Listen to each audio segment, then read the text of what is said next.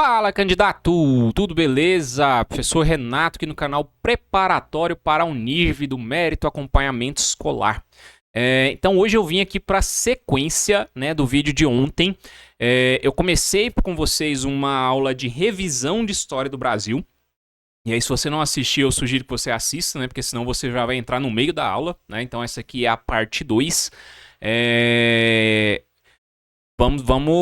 Você pode entrar no nosso canal aqui e procurar a parte 1, é o vídeo que foi liberado ontem, né? Ou seja, você assiste ele primeiro, depois você vem para esse vídeo de cá. Se você já assistiu o vídeo de ontem, vamos à continuação. Só lembrando, né, que nós temos aí um curso para a Univ, né, que é esse curso preparatório aqui, acesso de 1 ano, né? Ah, Renato, mas eu vou comprar o curso agora, a prova já é, né, da semana que vem e tal. Você tem acesso durante 1 ano. E aí o que eu falei no vídeo passado, talvez você não tenha prestado atenção. Esse curso nosso, ele tá com todas as matérias recorrentes, né, aquelas que mais caem na Univ, e nós vamos fazer a atualização dele.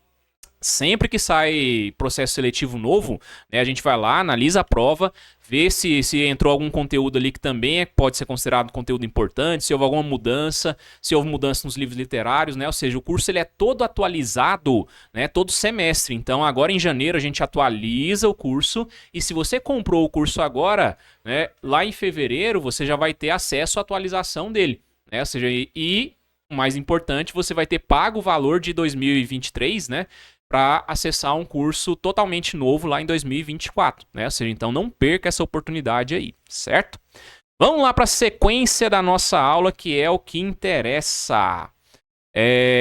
Parei aqui com vocês no período joanino, né? Falando agora então sobre o Brasil livre. O que aconteceu? Nós falamos que Dom João VI veio com toda a família real para o Brasil e faz uma série de medidas, né, fazendo o Brasil se tornar um país mais autônomo. E aí, quando ele sai do Brasil, ele deixa aqui no Brasil quem? Seu filho, Dom Pedro I. E Dom Pedro I não era exatamente um filho obediente, um filho, um exemplo, né, de filho ali, né, aquele que... mas era o mais velho, né, ou seja, e Dom Pedro acaba deixando ele aqui no Brasil. Dom Miguel era mais novo, né, então o sucessor imediato, né, ou seja, acabava que era Dom Pedro mesmo.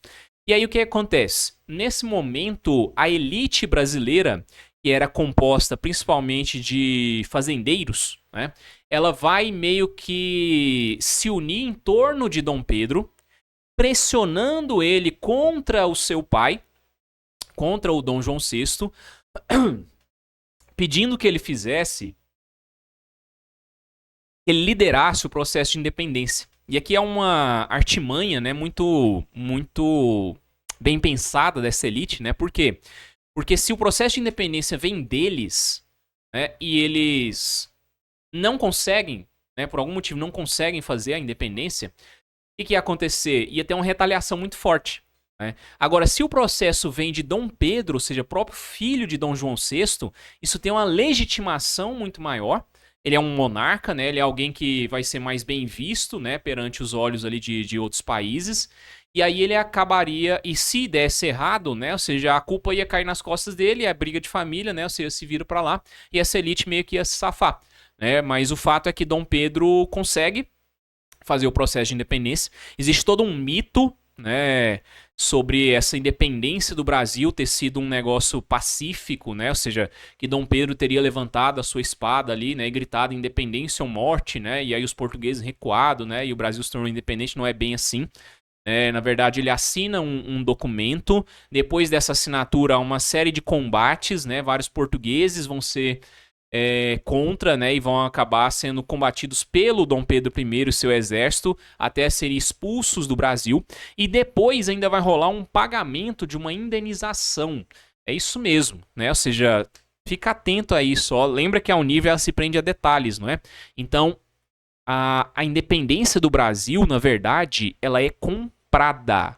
O Brasil pagou 2 milhões de libras esterlinas para Portugal, certo? Em troca de sua independência. Renato, 2 milhões de libras. Libras, eu tô lembrando dessa moeda. Sim, você tá lembrando. Por quê? Porque é a moeda da Inglaterra. Como assim? O Brasil tinha 2 milhões? Não tinha. Né? O Brasil não tinha nada. Dom João VI, quando ele saiu do Brasil, levou tudo. Todo o ouro, esvaziou o Banco do Brasil. Sim, Banco do Brasil é tão antigo assim, tá? Aquele banco amarelinho que você conhece lá, né? Ou seja, ele foi criado lá com Dom João, né? E aí o que acontece? O Banco do Brasil foi esvaziar todo o ouro, tudo que existia de riqueza no Brasil foi levado para Portugal. E aí o que o Dom Pedro faz? Ele pega e negocia com Portugal a compra da independência. Quem negocia isso é a Inglaterra. A Inglaterra, que era a maior interessada ali, ela tá de um lado falando para Portugal, Portugal, né, baixa a bola aí, vamos, né, vamos negociar, o Brasil te paga uma indenização. Aí chega um Dom Pedro e fala, Dom Pedro, vamos quietar aí também, você paga, né, e sai todo mundo bem. Ou seja, a Inglaterra, ela tá manipulando as cordinhas ali da independência do Brasil. E aí o que ela faz? Ela monta esse acordo, no qual o Brasil pegava 2 milhões de libras, que é a moeda da Inglaterra emprestada. Então, beleza, veio 2 milhões para cá. Aí o Brasil paga quem? Portugal. Aí Portugal fala, beleza, Brasil, você agora tá livre. Só que lembra, eu falei isso no vídeo passado, no vídeo de ontem, que o Brasil ele devia uma grana para, desculpa, Portugal devia uma grana para Inglaterra, né? Então esses 2 milhões de libras, na verdade, eles são usados para pagar o que é essa dívida. Então o dinheiro, na verdade, ele roda e para no mesmo lugar, né? Porque a Inglaterra empresta para o Brasil paga Portugal, Portugal paga a Inglaterra. Né? E aí, ao invés de a Inglaterra ter o Portugal como seu credor, né, como um país que deve dinheiro para ela, né, como um devedor, na verdade, né, não credor, agora ela tem o Brasil.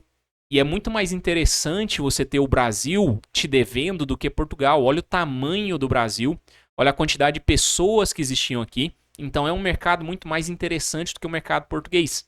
Né? E até porque Portugal estava lá na Europa, né? Ou seja, já tinha a chance de se desenvolver melhor, né? Já tinha mais barreiras, né?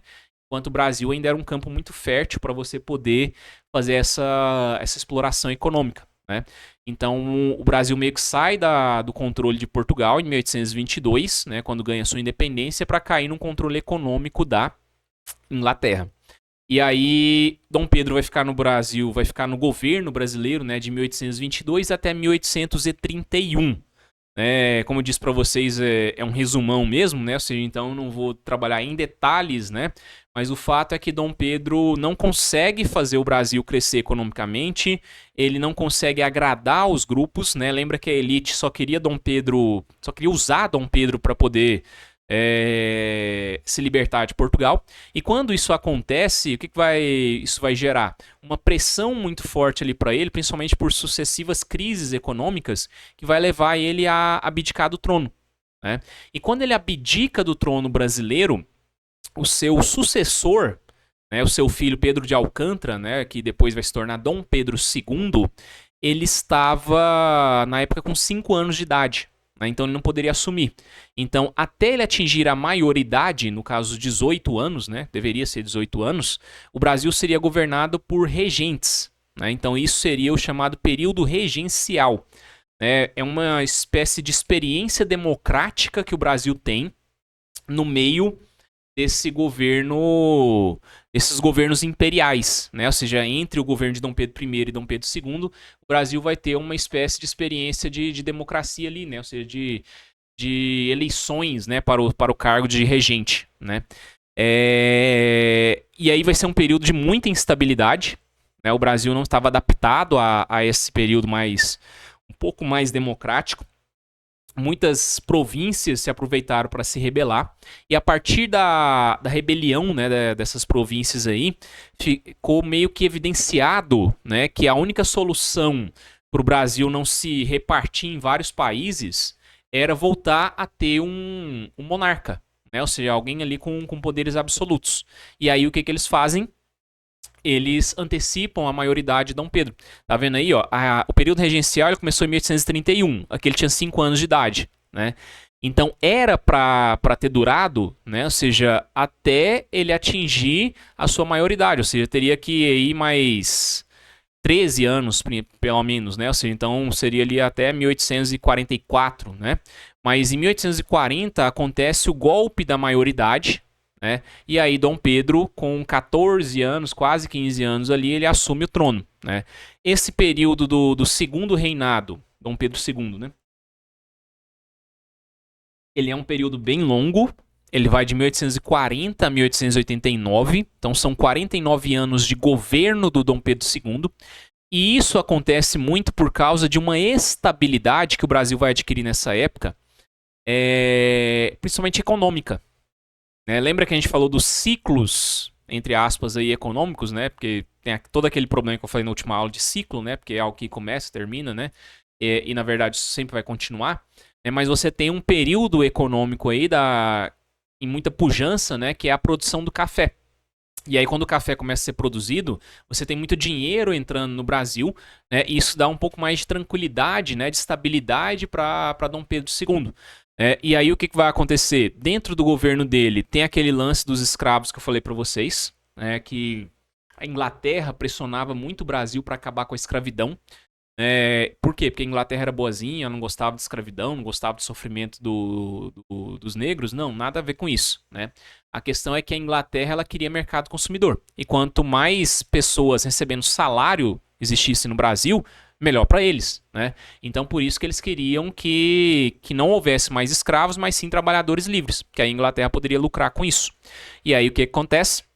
Em 1850 você tem a Lei Eusébio de Queiroz, né, ou seja, com a proibição do tráfico de escravos, né, e aí você tem uma sequência de leis, né, que vão ser trabalhadas também na aula lá de Segundo Reinado do nosso curso, em detalhes, né, cada leizinha, né, ou seja, cada coisa ali que é importante você saber, né, e como que é o nível, normalmente cobra isso, né, mas você tem ali, por exemplo, a lei do sexagenário, né, a lei do ventre livre e outras leis que você já ouviu falar, mas a mais importante delas, que é a Lei Áurea de 1888. Então, 1888, né, a princesa Isabel, que estava como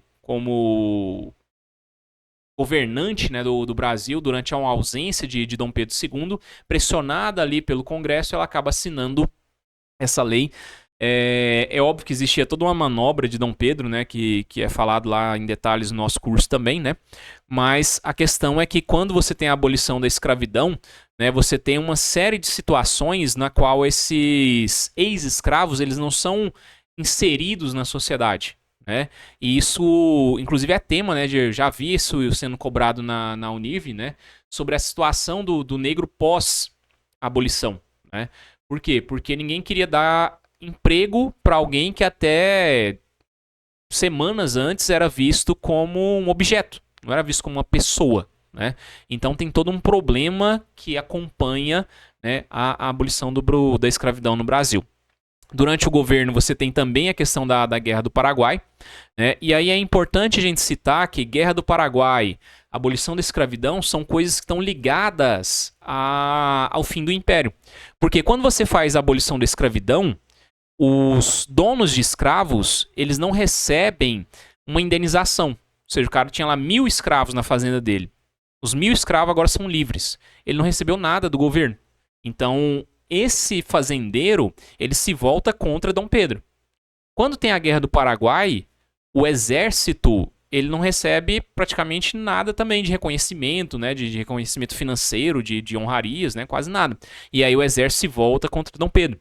E a Igreja Católica, que era muito poderosa na época também, ela acaba se voltando contra Dom Pedro, por todo um problema ali do envolvimento de Dom Pedro com a maçonaria, né, de ele não respeitar as ordens do Papa no Brasil, né? E aí esses três grupos, né, ou seja, liderados pelo exército, né, que é quem tinha essas armas, né, liderados ali pelo Marechal Deodoro da Fonseca, eles vão fazer o processo de proclamação da República. Né? Ou seja, então, Dom Pedro ele é expulso, né, vamos dizer assim, convidado a se retirar do Brasil, e a partir disso você tem o início da República no Brasil. A República começa com um período que a gente vai chamar de República da Espada. Né? Eu nem coloquei aqui porque é um período muito curto, mas é o governo do Deodoro da Fonseca e do Floriano Peixoto. Que vai ali de 1889 a 1894. Né? E aí, em 1894, saem esses militares e assumem de fato os fazendeiros. Né? Então a gente pode colocar aí que de 89 a 1930, praticamente quem domina o Brasil são as elites agrárias, principalmente produtores de café. Né? Tanto que tem a famosa política do café com leite. Né? Por quê?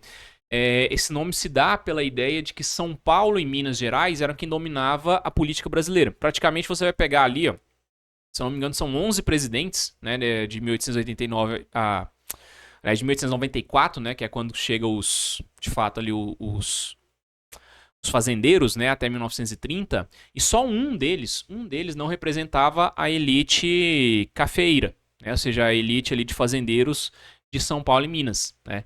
Então, que era o Hermes da Fonseca, que era um militar do Rio Grande do Sul, mas todos os outros eram ligados, ou era um paulista, ou era um mineiro, ou era alguém ligado aos fazendeiros paulistas e mineiros, né? Então, por isso a ideia da política do café com leite. É um período com muitas e muitas revoltas. E aí, voltando, a Univ gosta de quê? De detalhes. E lá no nosso curso tem uma aula sobre República Oligárquica, é um conteúdo muito extenso e é um conteúdo muito importante. Aí lá eu vou falar para vocês de revolta de Canudos, de revolta do Contestado, de revolta da chibata, de revolta da vacina, né? Ou seja, em detalhes cada uma dessas coisas aí que é interessante você saber, né? Ou seja, então todas essas revoltas, tanto revoltas urbanas, né, revoltas rurais aí que acontecem, junto ao movimento tenentista, que era a insatisfação dos militares com esse poder das elites, vai levar a um golpe, né, também conhecido como Revolução de 1930, que vai trazer Getúlio Vargas ao poder. Então você tem aí em 1930 o rompimento da política do café com leite, né, e aí Vargas chegando ao poder. Era Vargas, né, que vai de 1930 a 45, é um conteúdo extremamente importante. Tem aula também específica sobre Era Vargas lá no nosso curso, e tem o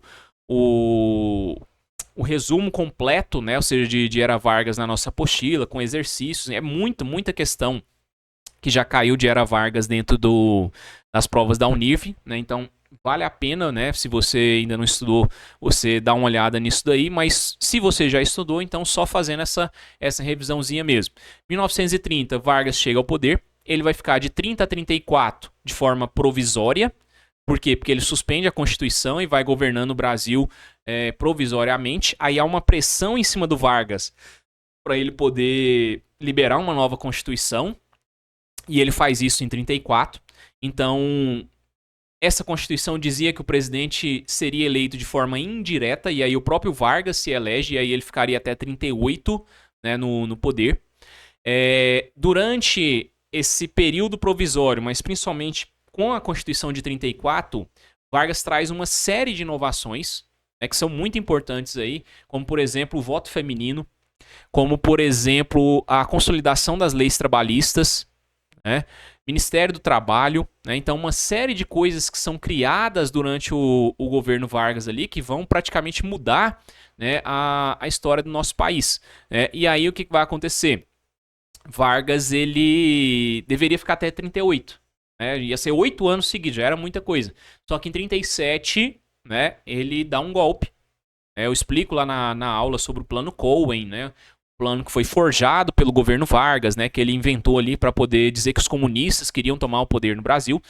E aí, com isso, o que o Vargas faz? Ele prolonga a sua estadia no poder. E ela vai até 45. Né?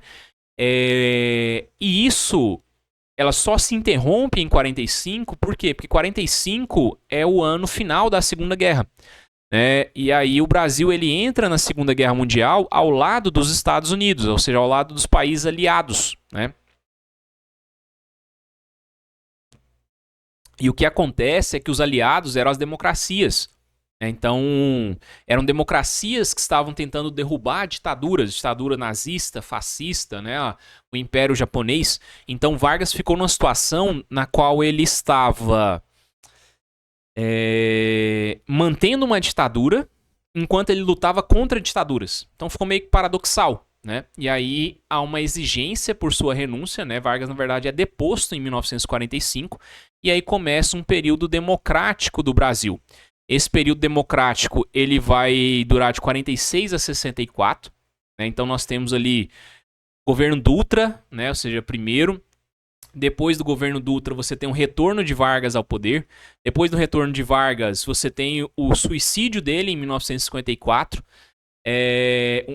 Era pro Brasil... Tá vendo essa ditadura militar aqui, ó? Começa em 64. Era pra ela ter começado em 54, né? Porque o Vargas ia sofrer um golpe, mas ele se mata. E aí ele consegue ganhar, vamos dizer assim, 10 anos de democracia pro Brasil. E aí, na sequência, você tem o governo de Juscelino Kubitschek, onde você tem muita modernização, muita industrialização do Brasil, mas também muito endividamento, né? Na sequência, você tem o governo de Jânio Quadros, que é um governo extremamente curto, né? Alguns meses ali, mas já faz uma fumaça ali na política brasileira. Deixa o Brasil ainda mais na mão do FMI, né, porque pega mais empréstimos, faz renegociação de dívida. Depois você tem o governo João Goulart, né, que era meio que um herdeiro do governo Vargas ali, só que era um cara muito ligado às ideias de ajudar o povo, né, ou seja, um pouco parecidos com a ideia de comunismo, né, ou seja, a gente, quando trabalhar esse conteúdo, né, mais específico lá no curso, você vai ver que não era uma proposta comunista, mas era uma proposta de redução das disparidades econômicas, né? E isso é tratado como comunismo, e aí em 64 você tem um golpe.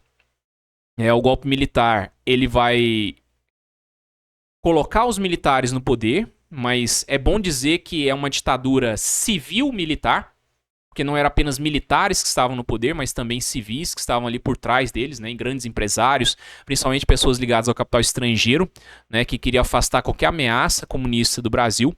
E aí de 64 a 85 você tem esse período ditatorial, né? Esse período vai ser, obviamente, como qualquer ditadura, um período de perseguição, né? Ou seja, um período de censura, um período no qual a população brasileira acaba sofrendo muito por questão de falta de expressão, né? Ou seja, você só podia votar em 2 partidos, né? Que era um partido militar e outro que existia com consentimento dos militares.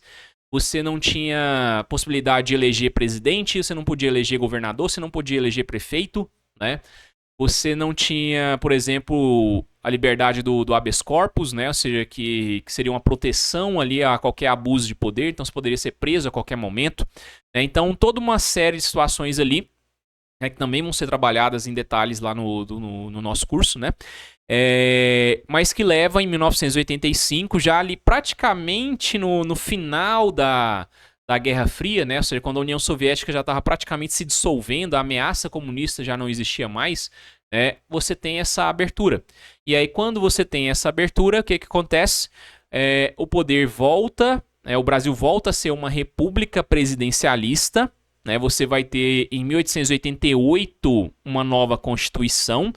E aí, nessa Constituição, você tem a Constituição atual, né? Ou seja, é lógico que ela sofre emendas, né? Quase que diariamente, né? Mas é a Constituição atual, né?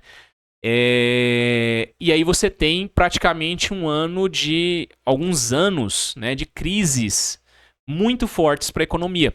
Porque toda aquela dívida que eu falei para vocês que foi adquirida lá no governo Juscelino Kubitschek, que aumentou no governo do Jânio Quadros, aumentou no governo do João Goulart, né, aumentou muito, aumentou assim, de forma exponencial durante a ditadura militar, né?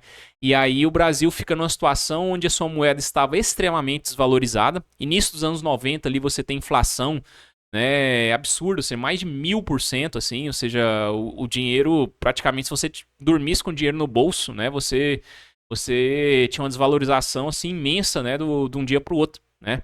Você tinha que deixar o seu dinheiro aplicado para tentar pegar uma correção ali da poupança, pelo menos, porque senão você não conseguia sobreviver, né? E aí vem o Plano Real, né, em 1994, ajuda a controlar a inflação, né? Você tem alguns períodos ali do Brasil como um país emergente, né? Ou seja, que começa a crescer ali por volta dos anos 2000, né? Aí você tem outro período ali de crise econômica, né? Ali por volta de 2015, né? Ou seja, logo após ali a Copa do Mundo, né? Ou seja, você tem ali o período de impeachment da presidente Dilma. você tem uma situação muito complicada economicamente para o Brasil nesses anos depois da ditadura militar, né? Com alguns altos, né? Muitos baixos, né? Mas coisas que aí a gente não tem tempo para trabalhar em detalhes aqui nesse vídeo, né? Até porque, como eu disse para vocês, a ideia aqui era fazer sim uma revisão zona, né? Ou seja, tentar ativar aí na memória de vocês alguns pontos principais que vocês provavelmente estudaram, né? E para quem não estudou da forma como deveria, para você pelo menos ter uma ideia de algumas coisas que você tem que pesquisar agora, né? Ou seja, nesse momento, e dar atenção para poder se preparar. Quer um material completinho aí, quer um material resumidinho, mastigadinho? Tá aqui, ó. É a nossa apostila, é o nosso curso. Pode vir no link da descrição ou pode chamar a gente no WhatsApp, tirar qualquer dúvida que você tiver. Lembrando que o curso você tem acesso de 1 ano. Se você assinar o nosso curso agora, você tem até praticamente final de novembro do próximo ano, ou seja, até a prova do próximo ano, né? E vai pagar menos, porque com certeza em janeiro o curso vai ser ampliado, né? Ou seja, deve ter atualização de valores aí também. Então, comprando agora, você ainda tem essa vantagem, né? Ou seja, tanto de receber um curso para estudar agora, um curso que vai ser atualizado mais 2 vezes, né? Você vai ser atualizado em janeiro, vai ser atualizado de novo lá no meio do ano, e toda atualização é repassada, né? Ou seja, então, se você comprou agora, você pega todas as atualizações que vierem para frente, pagando o valor ainda de 2023, certinho? Então, por hoje é isso. Espero ter ajudado vocês nessa revisão zona, né, que a gente fez aqui. Muito obrigado, boa prova e até a próxima.